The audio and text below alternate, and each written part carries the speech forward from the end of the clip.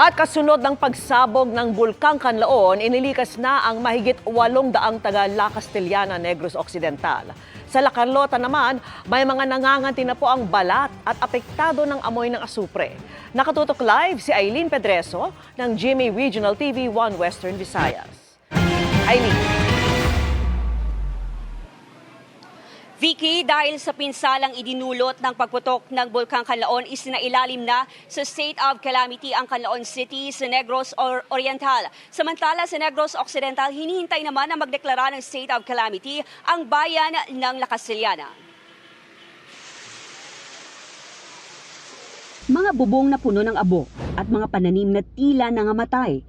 Ito ang nadatna ng GMA Regional TV 1 Western Visayas sa Barangay Araala, Carlota City, Negros Occidental kanina.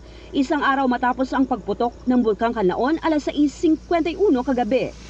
Isa ang Barangay Araal na nasa 4-kilometer radius permanent danger zone ng bulkan na 6 na minutong nagbuga ng volcanic materials. Ayon sa mga residente, makate sa balat ang bumagsak na abo mula sa bulkan at masakit sa ilong ang asupre nito kaya hindi lumalabas ang karamihan. Lalong doble ingat ang asawa ni Tokero na dinadialysis pa naman. Lalo, matiyagin kay abuno nimo.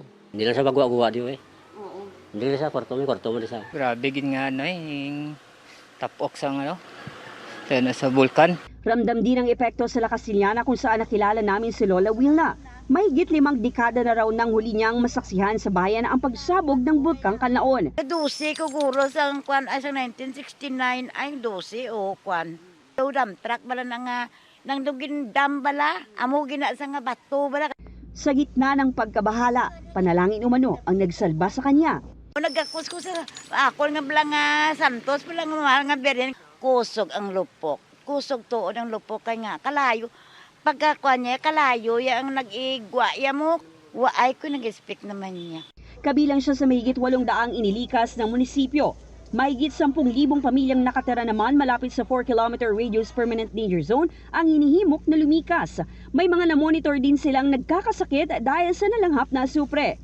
Pati ilang hayop nagkakasakit din. Kaya nirekomenda ng MDRRMC sa sangguniang bayan na magdeklara ng state of calamity para magamit ang 4.8 million peso na calamity fund.